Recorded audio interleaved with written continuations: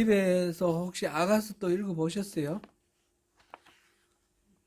대답 소리가 막 우렁차게 예 나와야 되는데 어, 이 아가스를 하는 동안 여러 번 한번 읽어보십시오.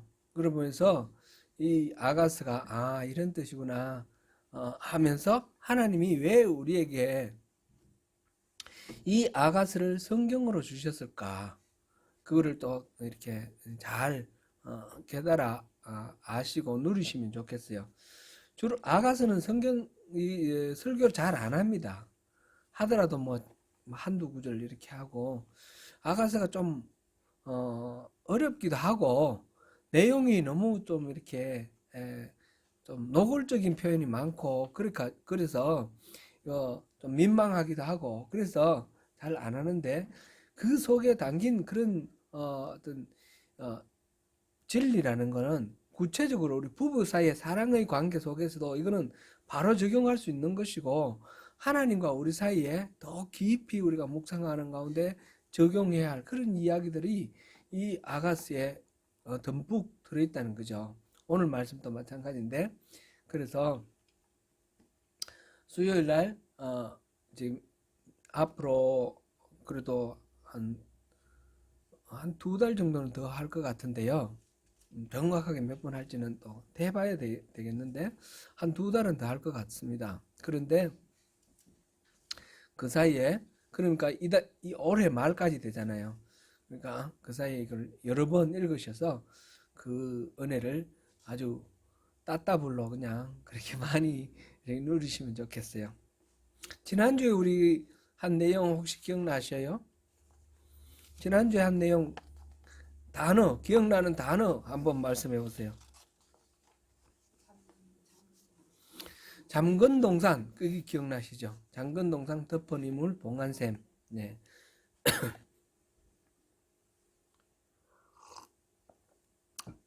부부간의 관계는 사랑의 관계는 배타적이다.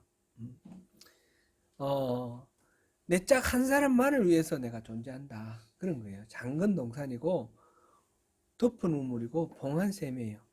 지나가는 나그네가 끌떡거리면 안 돼요. 그죠? 거기는 그 신랑만이 독점하는 그런 것이죠. 하나님과 우리 사이 관계가 그렇다는 것입니다. 우리가 하나님도 사랑하고 또 다른 대상도 사랑하고 이러면 그거는 안 된다는 거죠. 우리는 잠건동산이고 봉안샘이에요. 하나님만 우리의 그 샘에서 나오는 물을 맛볼 수 있는 하나님만 우리 사랑을 차지할 수 있는 그런 우리 사랑의 대상이라는 것이었습니다. 오늘은 그렇게 두 사람이 결합을 해가지고 이제 결혼한 거였어요. 지난 시간에 마지막 이야기는 결혼을 해서 결혼한 합법적인 부부 사이의 관계, 그 사랑은 배타적이다. 이제 그렇게 결혼을 했는데 5장 2절까지가 이제 5장 1절, 5장 1절에서 결혼 잔치를 다 이렇게 풍성하게 누리면서 친구들을 초청하고 그런 이야기였어요. 그리고 이제 오늘 5장 2절 들어가는데 5장 2절하고 1절 사이는 보니까 이 흐름이 뚝 끊겨요.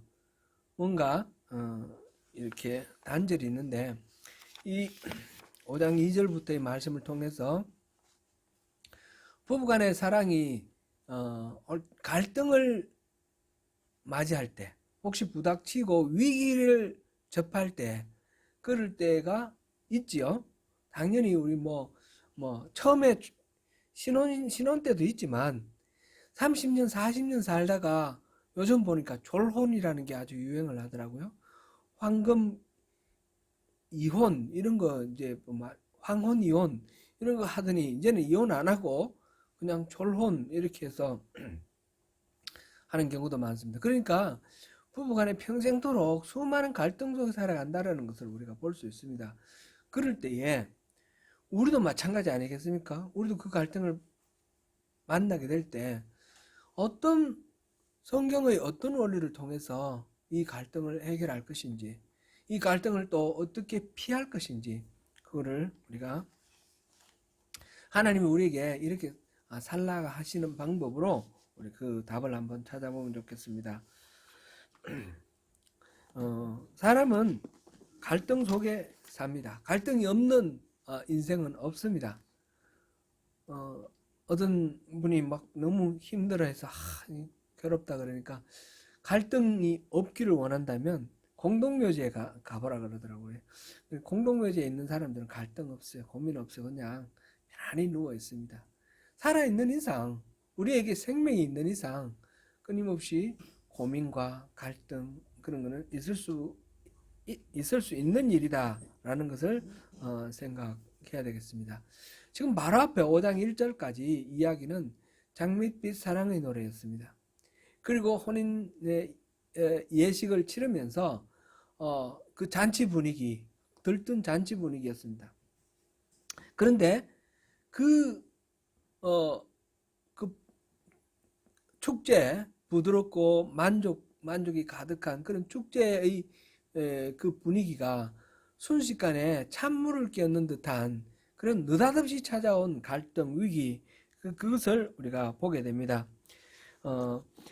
전체를 이해하기 위해서 잠깐 한번 다시 말씀드리면, 앞에서 우리가 살펴본 건데, 이 아가서는 크게 나눠서 5장 1절 앞쪽과 2절부터 뒤쪽으로 이렇게 나눈다 그랬어요.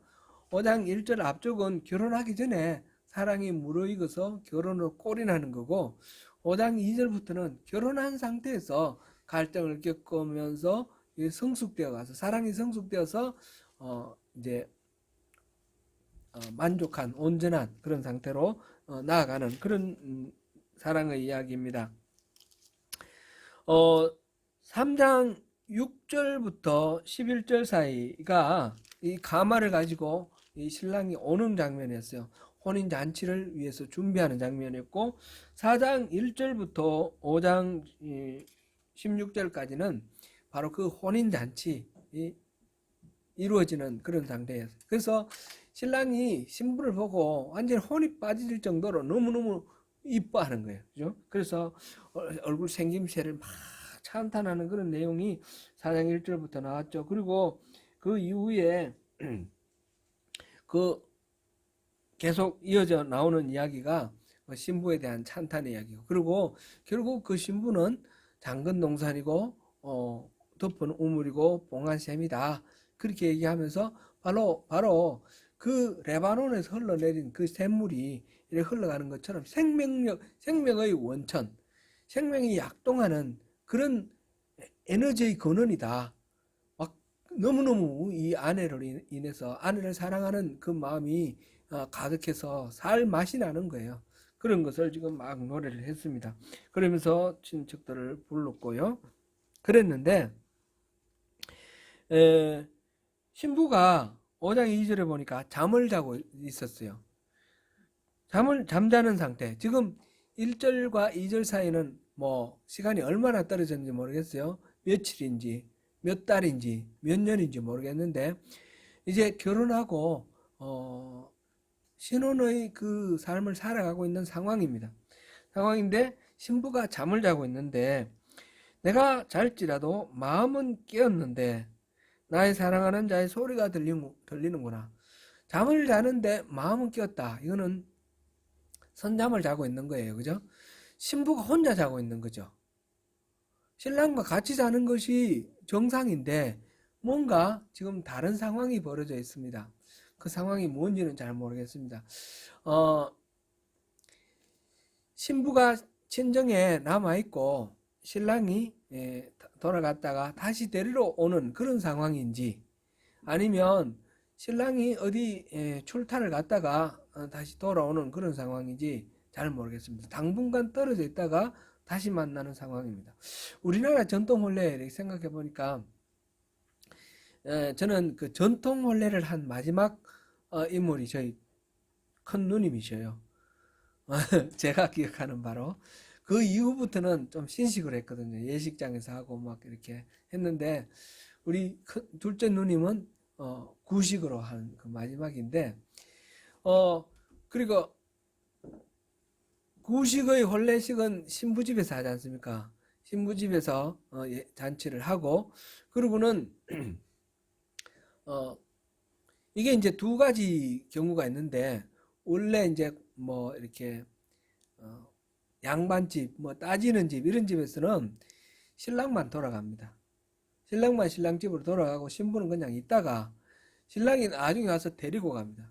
이 유대인들의 결혼식도 그 비슷한 것 같은데 그렇게 데리고 가는데 이거를 이제 처음 갈 때를 신행 간다. 그러고 갔다가 이게 이제 예 저희 누님 같은 경우는 바로 결혼식 하고 바로 갔어요. 혼인례를 하고 바로 가마 타고 갔어요. 우리 누님 시집으로. 갔다가 한참 있다가 다시 왔더라고요. 그러니까 그게 정확히는 제가 안 물어봐서 모르겠어요. 지금 어릴 때니까 기억은 가물가물하고 물어볼 분은 없고 그래서 제가 못 물어봤는데 어, 전화 걸면 또 누님한테 전화 걸면 또 누님 말씀해 주시겠지만 또 여쭤보기도 그렇고 근데 제 생각에 한 5, 6개월 후에 온 것 같아요. 그리고 와서 그러고 난 뒤에 거의 한 1년 있다가 갔어요. 1년은 아니고 그것도 한 5, 6개월 있다가 다시 시집을 가더라고요. 그러니까 시집 가서 조금 있다가 다시 와서 친정에서 있다가 어떤 경우에는 아기를 낳고 가기도 한다고 그래요. 아기를 낳고 아기를 안고 시집 가는 경우도 있다 그러고 그런데 우리 누님 같은 경우는 그 전에 가서 돌아갔죠. 그러니까 몇 달 있다가 돌아간 것 같아요. 그런 식으로 이제 했는데 이게 이제 혼례라는 게 나라마다 다르고 시대마다 다르니까 어떤지 모르겠는데 비슷하게 이렇게 좀 적용을 해서 생각해 보면 좋을 것 같아요. 그 제도는 어떤지 모르지만 그런 식의 뭐가 있지 않았을까? 신부를 데리러 오고 신랑이 데리러 오고 이런 경우가 있지 않았을까? 그런 거를 생각해 보면 좋을 것 같아요. 지금 신부가 혼자 자고 있어요. 혼자 자고 있는 건 정상적 결혼하고 난 뒤에 쭉 있는 정상적인 결혼 생활이 되기 이전의 일이라고 이렇게 봐야 되겠죠. 그렇거나 아니면 출타를 갔거나. 그런데 신랑이 왔어요. 그럼 어떻게 돼야 되나요? 지금 근데 이 신부는 마음은 깨어 있는데 몸은 지금 잘 안 움직이는 비몽사몽간에 선잠든 상태 그런 상태에서 신랑이 부릅니다. 밖에서 부릅니다. 문을 두드려 이르기를 나의 누이 나의 사랑 나의 비둘기 나의 완전한 자야 문을 열어다오. 이 신랑이 신부를 부르는 이 호칭은 최고의 찬사를 다 늘어놨어요. 나의 완전한 자여. 그 흠이 하나도 없는 100% 완벽한 세계에서 둘도 없는 오직 하나뿐인 당신 이러면서 부르는 거죠. 부르면 그 부르면서 하는 말이 내 머리에는 이슬이 내 머리털에는 밤이슬이 가득하다. 그러면 밤이슬이 가득하면 어떤 상태예요? 좀 춥고 어수선하고 춥고 빨리 들어가서 따뜻한 방에서 이 아내와 포근하고 이런 분위기를 즐기며 사랑을 이렇게 나누고 싶은 그런 마음이죠. 간절한 마음으로 이렇게 밖에서 막 문을 두드리면서 이 신부를 부르는데 신부가 하는 반응이 너무 의외입니다. 내가 옷을 벗었으니 어찌 다시 입겠으며 내가 발을 씻었으니 어찌 다시 더럽히랴. 나 옷 벗고 지금 완전 옷 다 벗고 자는데 그럼 내가 옷 입고 그럼 나가야 되는 거예요? 귀찮다는 거죠. 발도 다 씻었는데 지금 나가면 발도 더럽혀지는데 그런 소리가 들리는 거예요. 이 신랑이 와서 부르는데 신부가 이런 반응을 보이는 거는 이거는 정상적인 반응이 아니죠. 바람직한 반응이 아닙니다. 그렇게 추운 가운데서 벌벌 떨면서 그렇게 오랫동안 보고 싶어서 그리워하던 아내를 만나기 위해서 지금 밤에 달려와서 문을 흔들면서 아내에게 문을 열어달라 그러는데 아내는 나 벗고 자는 중이야. 나 발 다시 했어서 귀찮게 하지 마. 그러고 있는 거예요. 예,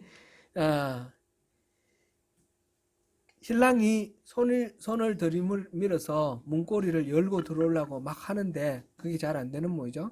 막 덜그닥 거리고 그러는데, 에, 우리 한옥 보면 이제 문 창호지 이렇게 발라놓은 문 고리가 꼭 붙어 있어요. 그죠? 그게 연상이 돼요.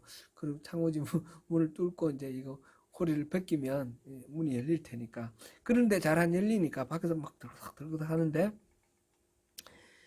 아, 그 소리를 듣고 이제 나중에 뭐 이 신부가 부시시 일어나서 아 이거 안 되겠네 그냥 할 수 없다 그러고 일어나서 문을 여니까 신랑이 없어요. 아이고 이거 큰일 났구나. 지금 그래서 신부가 그때 이제 놀라서 하는 말이 내가 내 사랑하는 자를 위하여 문을 열었으나 그는 벌써 물러갔네. 6절입니다. 그가 말할 때에 내 혼이 나갔구나. 내가 그를 찾아도 못 만났고 불러도 응답이 없었노라. 그가 말할 때 이 말은 NIV 성경에 보니까 My heart sank at his departure. 그가 떠났을 때 내 마음이 가라앉았다. 이렇게 말할 때가 아니라 떠났을 때 이렇게 번역을 했어요. 근데 이 말 원래 이 단어는 다와르라는 단어는 말할 때라는 단어거든요. 근데 이게 떠난다는 말에 어근에서 나왔기 때문에 떠났다라고 번역을 해도 좋다 이렇게 이제 조석에 되어 있고요. 그게 아니라 있는 그대로 그냥 말할 대로 해석하면 어떻게 되나요? 남편이 밖에서 부를 때에 내가 내 제정신이 아니었구나 이렇게 해석해도 될 것 같아요. 아 남편이 그 부를 때 내가 왜 그러고 있었을까? 내가 정신이 참 완전히 나갔었구나. 혼이 나갔었구나. 그러면서 내가 그를 찾아도 찾지 못하고 불러도 응답이 없다. 지금 가로늦게 지금 정신 차리고 보니까 신랑이 와서 문을 열어달라는데 안 열어주고 신랑은 얼마나 그 참 실망스럽겠어요. 사랑스러운 아내 보고 싶어서 이 밤에 이슬 맞으면서 이렇게 달려왔는데 문을 안 열어준다는 거예요. 그것도 내가 옷 벗고 잔다 그러고 다 씻고 잔다 그러고 그러니까 이 밖에서 문 이렇게 흔들다가 내가 버림받았구나. 나를 거절하는구나. 낙심하고 떠나가 버렸어요. 떠나가 버리니까 이 아내가 막 부르면서 돌아다닙니다. 성간을 순찰하는 자들이 나를 만남에 나를 쳐서 상하게 하고 순찰하는 사람은 뭐 하는 사람이에요? 도둑 돌아다니지 못하게 순찰하는 사람이죠. 그러면 시민을 보호하는 사람이잖아요. 근데 이 여인이 뭐 자다가 일어나가서 옷만 걸치고 이렇게 나갔는데 보니까 미친 여자 같기도 하고 이 무슨 도둑질 하려고 왔나. 그래서 순찰하는 사람이 이 여인을 보호해주는 자가 아니라 오히려 의심하고 괴롭히는 사람이 됐어요. 성벽을 파수하는 자들이 나의 겉옷을 벗겨 가졌도다. 성벽을 파수하는 자도 마찬가지로 보호하는 사람이죠. 그런데 보호를 안 하고 오히려 수모를 주는 거예요. 옷을 뺏어갔으니까. 지금 이게 이 상황이 꼭 파수꾼, 성벽 이제 순찰하는 자라는 것보다도 자기가 지금 갑작스럽게 너무너무 황망하게 모든 보호를 잃어버린 벌거벗은 몸 같은 그런 상황으로 노출되었습니다. 그렇게 되었고 8절 예루살렘 딸들아 너희에게 내가 부탁한다. 너희가 내 사랑하는 자를 만나거든 내가 사랑함으로 병이 났다고 하려무나. 그래서 이 예루살렘의 딸들아 그 여인들에게 이제 말하는 부탁하는 거죠. 내 사랑하는 사람 만나거든 내가 병 났다고 좀 전해더라. 지금 이게 전부 노래 가사죠.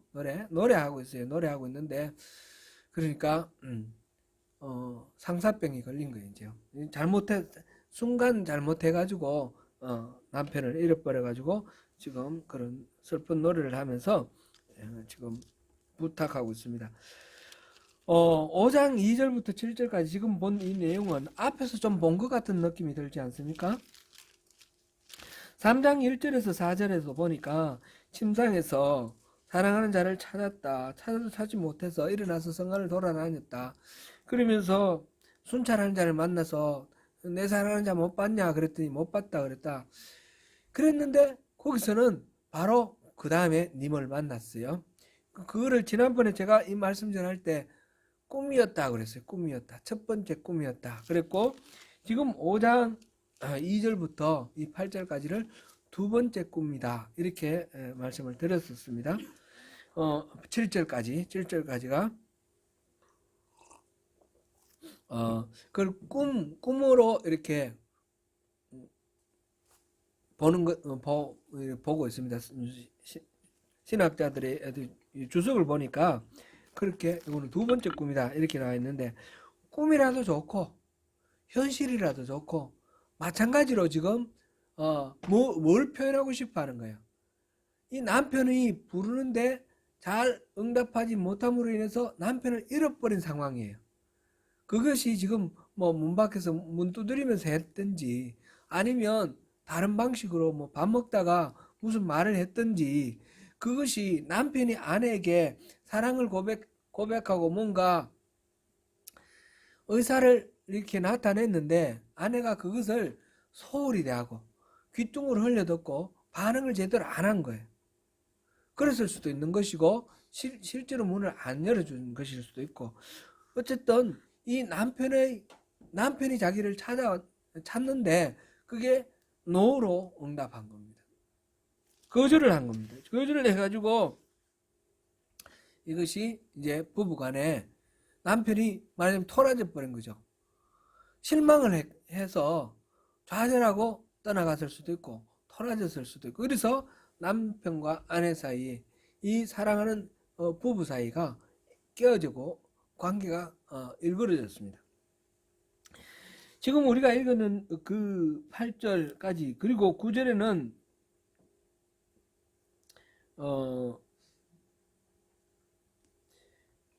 지금 9절 읽고 그 다음에 10절부터 쭉 나가면서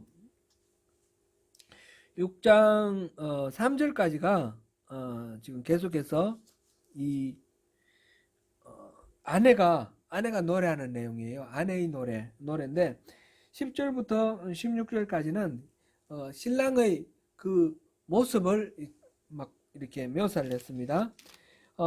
앞에 4장에서 1절부터 5절까지는 남편이 아내의 모습을 막 이렇게 묘사를 했죠. 근데 그러면서 막 너무너무 이뻐서 그랬는데 지금은 신랑을 잃어버리고 난 뒤에 아내가 남편을 생각하면서 우리 남편 이런 모습이 이런 모습이다 그러면서 지금 노래하고 있어요. 그 남편을 생각하니까 너무너무 멋있는 남편인데 그 남편을 내가 잠깐 실수를 해서 놓쳐버려 가지고 지금 좀 후회되는 마음을 가지고 노래하고 있는 그런 장면이 6장 3절까지 이야기입니다. 신부가 잠든 사이에 신랑이 찾아왔을 때 신부가 금방 문을 열어주지 않음에 따라 이 부부간에 파국의 위기가 왔습니다. 그것은 꼭 잠을 자는 상황 아니더라도 비슷하게 우리가 생각해 보면 좋겠습니다. 부부간에는 절대로 서로에게는 소홀히 해서는 안 된다는 것입니다. 부부간에는 막 결혼하기 전에는 밀당 많이 해도 좋습니다만은 결혼하고 난 뒤에는 밀당 안 해야 됩니다. 결혼하고 난 뒤에 밀당하는 경우들이 있어요. 또 이 주도권 잡기 위해서 막 이렇게 서로 밀고 땡기고 하는 그런 세력 경쟁 이런 게 있는데 이거는 바람직하지 못한 이거는 세상적인 방법이에요. 성경적인 방법에는 부부가 그렇게 하는 거 아니에요. 서로에게 절대로 이렇게 헌신을 해야 됩니다.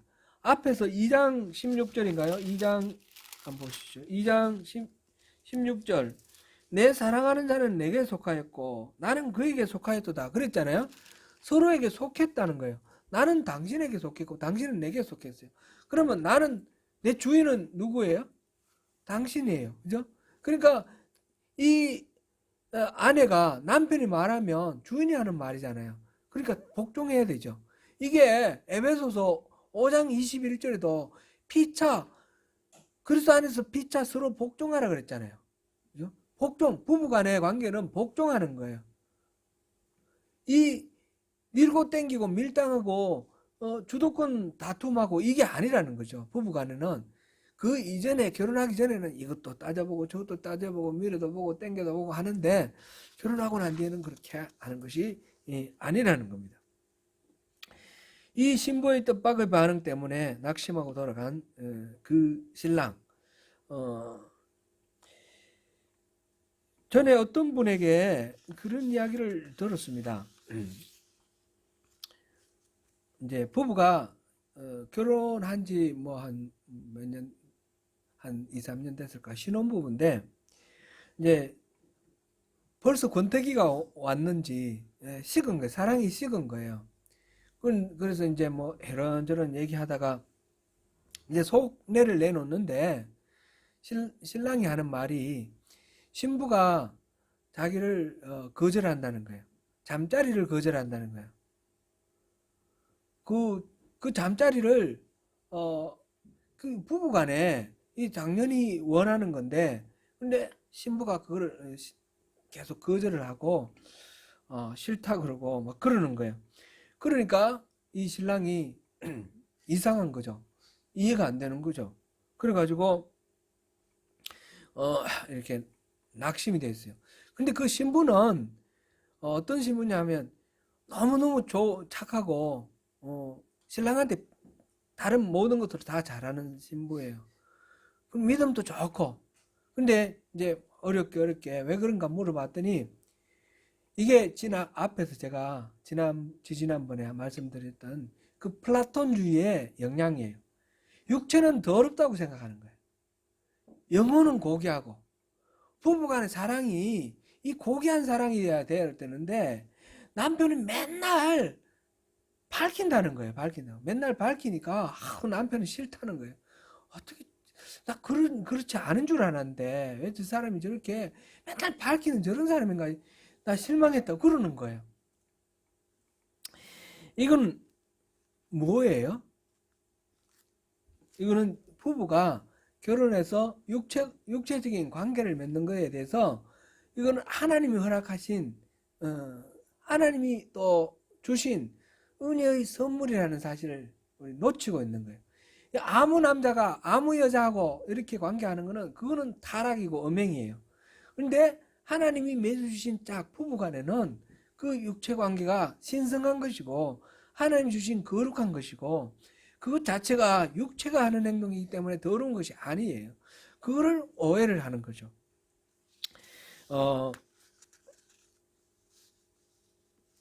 고린도전서 7장 5절을 우리 한번 보겠습니다.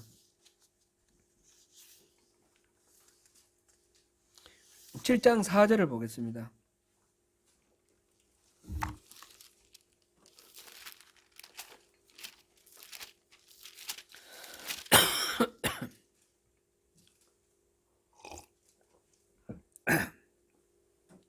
같이 읽어봅니다. 시작. 아내는 자기 몸을 주장하지 못하고 오직 그 남편이 하며 남편도 그와 같이 자기 몸을 주장하지 못하고 오직 그 아내가 하나니. 아멘. 이거는 젊을 때 얘기만이 아니에요. 평생의 얘기예요. 하나님께서 이 부부간에 잠자리 하는 거는 하나님께서 우리에게 주신 거룩한 선물이기 때문에 상대를 위해서 헌신하는 것이 맞다는 거죠. 내 몸의 주인은 내가 아니라, 물론 내가 책임져야 될 거는 내가 책임져야 되겠지만 남편이다, 아내다 라는 것을 우리가 여기서 확인하면 좋겠습니다. 그리고 이 그토록 사랑하는 연인을 위해 잠시 수고를 마다하고 소홀히 한 이 신부의 잘못된 그런 태도 때문에 깨어진 이 관계, 이걸 통해서 우리가 항상, 이거는 기본적으로 아가서는 부부간의 사랑 이야기로 우리가 적용을 하는 게 좋겠습니다. 부부간에 서로에게 소홀히 하지 말고 최선을 다해서 성심성의껏 헌신하라, 그렇게 우리가 보고요. 그 다음에 이 아가는 하나님과 우리의 관계라고 그랬지 않습니까? 그를 노래하는 거라고 그랬지 않습니까? 하나님과 우리 사이에 우리가 잠시도 방심하거나 소홀히 하면 안 된다는 거죠. 하나님이 마치 안 계시는 것처럼 그렇게 마음대로 행동해서는 안 된다는 거죠. 항상 하나님을 이렇게 성심성의껏 최선을 다해서 섬기는 그런 관계. 우리가 귀찮아하고 소홀히 하는 것, 뭐 예배하는 것 좀 귀찮아하든지, 뭐 사소한 거 이거 이 정도는 뭐 괜찮겠지 하면서 할 때에 하나님께서 그것 때문에 실망하시고 낙심하시고 그 관계가 훼손되는 그런 일은 없는지 우리가 늘 깨어 있어야 되겠습니다. 첫 번째로 우리가 본 것은 자기중심주의예요.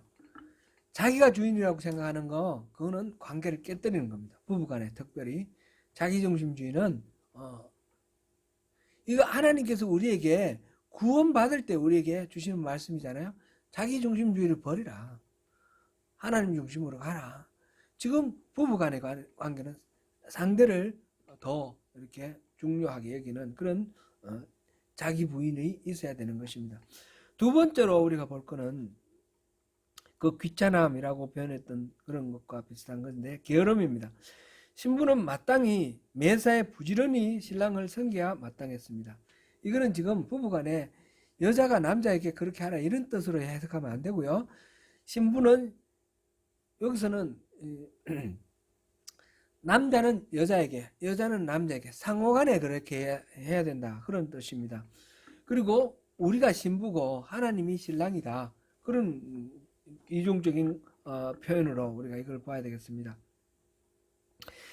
신랑이 먼 곳에 나갔을 경우에는 그를 맞이할 준비를 항상 갖추고 있어야 했습니다. 그리하여 신랑의 인기척이라도 들리면 즉시 문을 열고 뛰쳐나가야 했습니다. 그러나 술람미 여인은 그렇지 못했습니다. 그녀는 그토록 님을 사랑했건만 그 사랑에 걸맞는 준비성과 부지런함을 갖추지 못했습니다.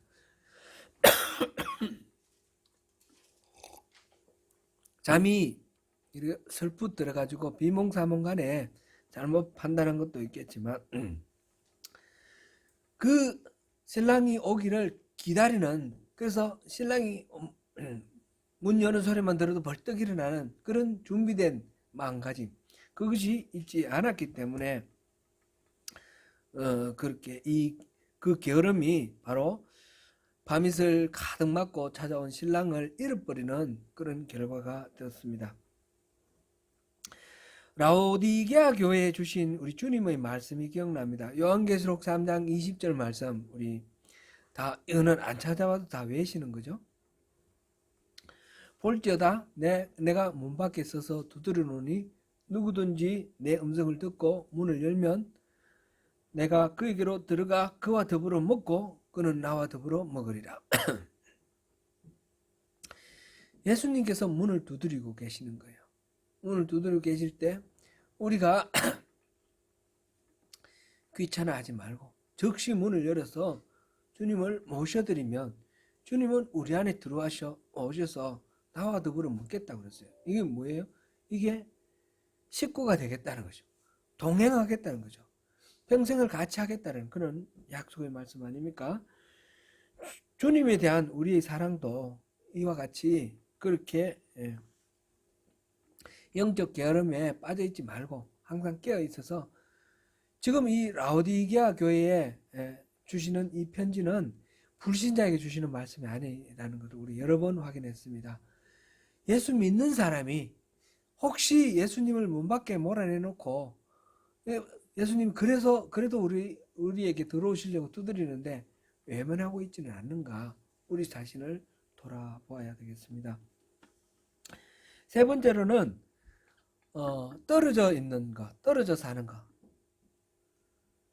그것이 갈등의 문제고 원인이고 이것을 극복하는 것이 해결책입니다.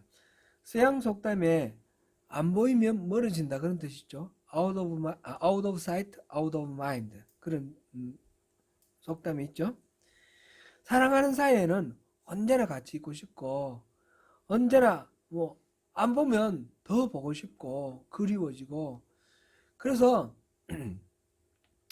안 보는 게, 안 보는 게 더 그리워하게 되고 약이 된다. 이렇게 말하기도 하는데, 근데 안 보는 게 길어지면 어떻게 되나요? Out of sight, out of mind. 그 멀어지는 거예요. 그래서 장거리 연애가 위험한 거죠. 장거리 연애하면 그런 게 있는데, 부부간에는 뭐 또 다른 차원으로 약속으로 결속이 되어 있기 때문에 또 차원은 다르지만, 그래도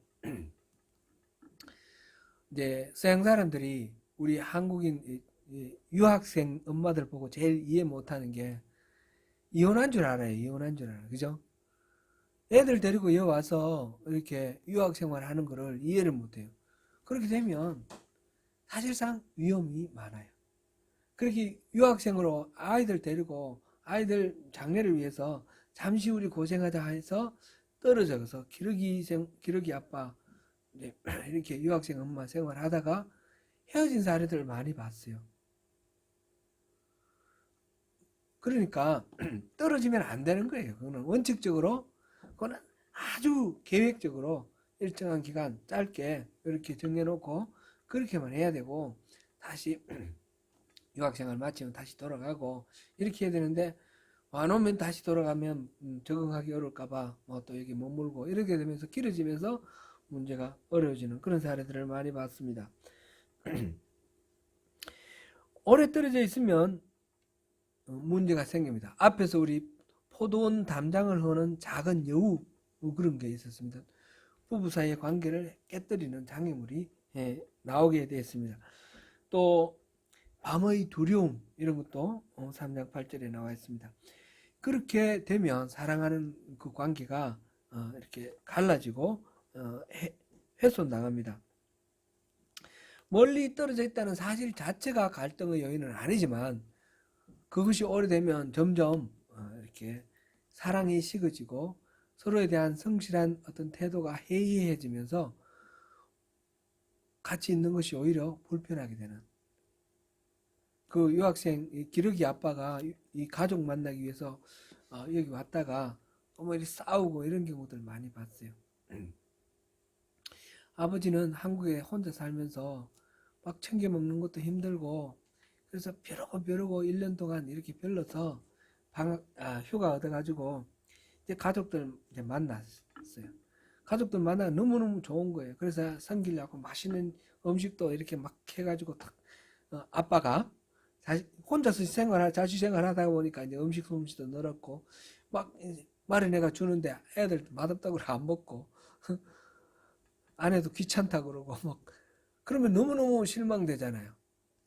그래서 뭐 또 무슨 말하면 잔소리 한다 그러고, 그래서 아빠가 오면 애들도 싫어하고 엄마도 싫어하는 거예요.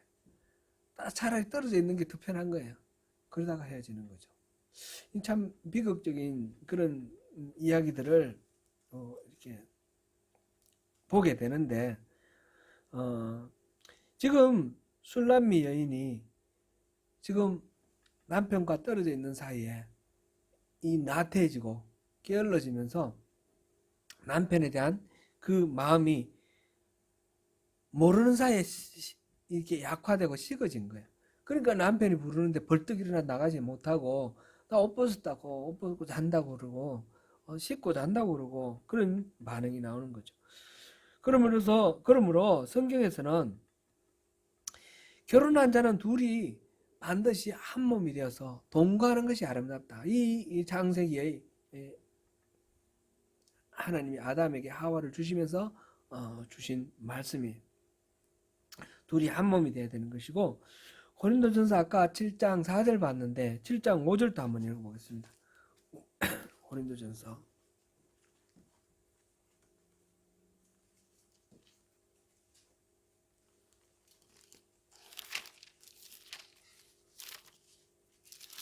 7장 5절 찾으셨습니까?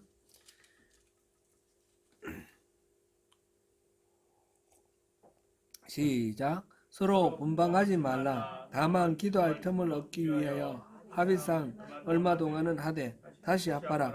이는 너희가 절제 못함으로 말미암아 사탄이 너희를 시험하지 못하게 하려 함이라. 아멘. 부부간에는 분방하지 말라는 게 성경적 원리입니다. 뭐 남편이 코를 곤다, 뭐 일을 간다, 그래가지고 도저히 같이 못하겠다, 뭐 그런 경우들이 제가 이렇게 좀 이렇게 있더라고요. 정말 권하고 싶은 거는 그거를 각오하고 같이 자다 보면 익숙해져서 잘 자게 될 거예요. 원래 사랑하는 사이에는 이 코 고는 소리하고 이 가는 소리가 안 들린대요. 이와 마찬가지로 주님은 늘 성도들과 동행하기를 원하시는 거예요. 아까 그 라오디게아 교회에서 문 밖에서 두드린다 말씀하신 그 주님의 말씀, 여기도 그대로 적용해도 되겠죠. 주님은 우리와 함께 하기를, 동행하기를 원하시고 동거하기를 원하십니다. 그래서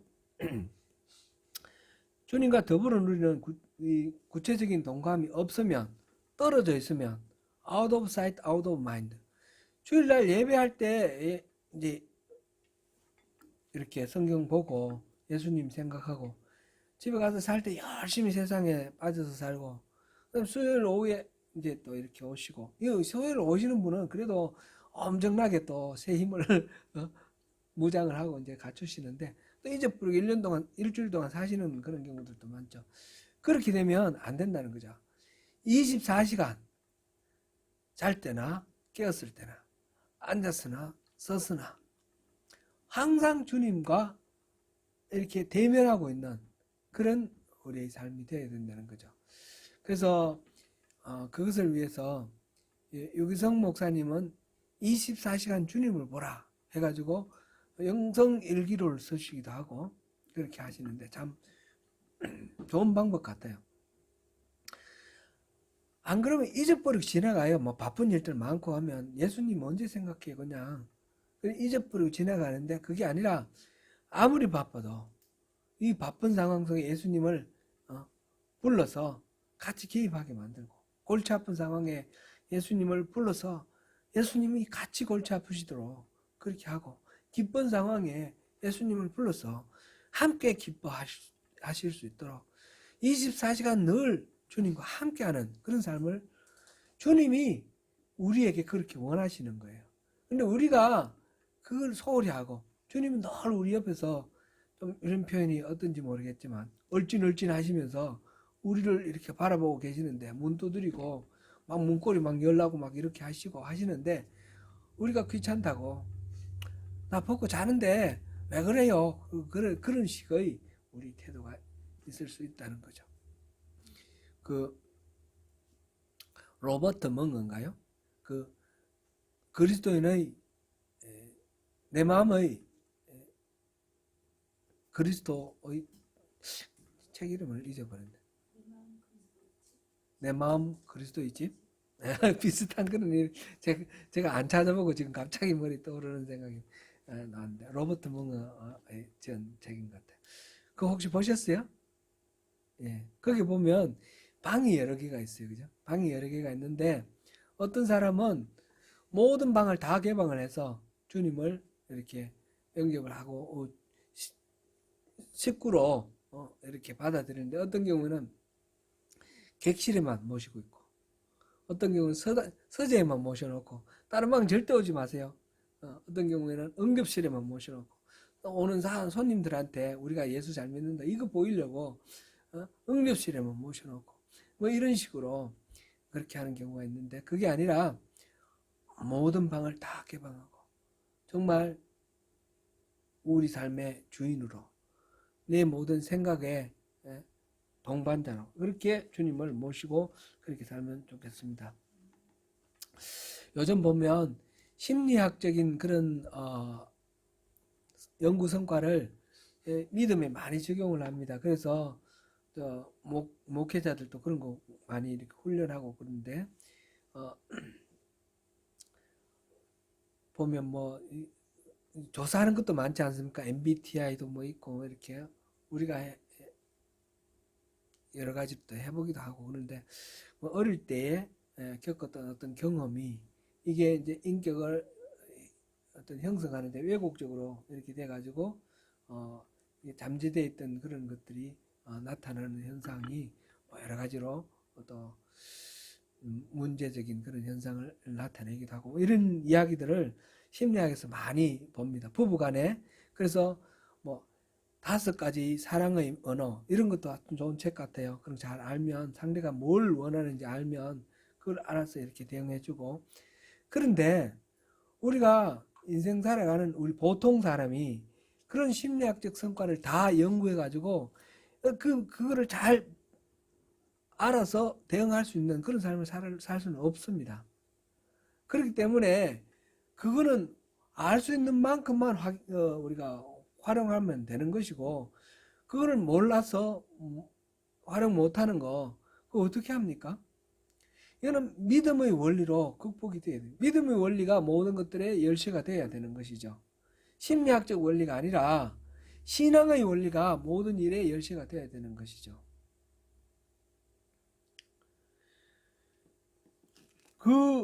오늘 새벽 예배 때 우리가 그 백부장의 그 믿음에 대해서 살펴보았습니다.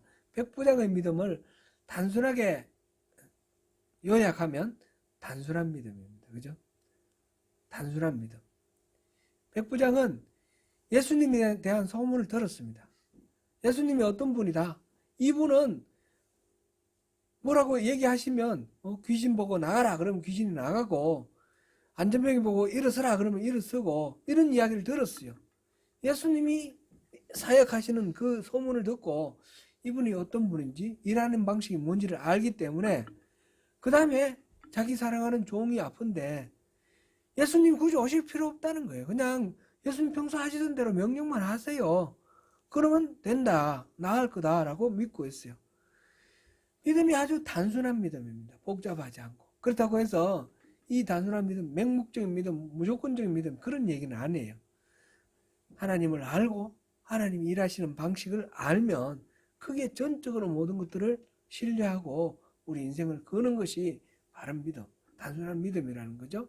그래서 인생 살아가는데 복잡하게 여러 가지 심리학적 원리를 가지고 이리 적용하고 저리 적용하면 복잡해서 안 돼요. 그 어디 한 가지 단순한 게 아니잖아요. 법칙이라는 것이. 그러면 단순한 신앙의 원리는 뭘 적용하면 여기도 걸리고 저기도 걸리고 뭐 만능의 키가 되겠습니까? 저는 오늘 이 문제를 보면서 바로 우리가 앞에서 봤던 2장 16절의 말씀이 그 만능의 키라고 생각돼요. 2장 16절의 말씀 다시 한번 보겠습니다.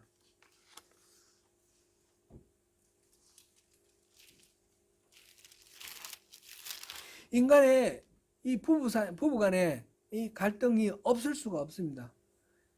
그런데 그 갈등을 만났을 때 이거를 환기를 하면서 해결을 해야 되는 겁니다. 나는 당신에게 속했고 당신은 내게 속했습니다. 나의 주인은 당신입니다. 당신의 인생에 대해서는 내가 책임을 집니다. 서로가 상대에 대해서 내가 주인이니까 당신 내 말대로 해, 이렇게 생각하면 갈등은 해결이 안 되는 거고, 내 주인은 당신입니다. 내가 당신에게 복종하겠습니다. 그러면서 상대에 대해서 또 책임 있게 반응을 한다면, 그렇게 한다면 어떤 갈등이라도 우리가 답을 찾을 수 있을 것이며, 어떤 문제라도 우리가 갈등을 피하여 해결을 해낼 수 있을 것입니다. 자기중심적인 생각을 내려놓고 나의 태도를 고치고 부지런히 주님과 동행하면서 하나님 중심으로 가고 하나님이 주신 이 말씀을 나의 삶의 원칙으로 받아들여서 상대를 성심성의껏 이렇게 복종하면서 섬기는 그런 부부의 삶이 된다면 얼마나 복된 삶이 되겠습니까? 그런 마음으로 우리 주님을 섬긴다면 주님이 얼마나 우리를 기뻐하시겠습니까? 오늘도 그렇게 나는 주님께 속했습니다.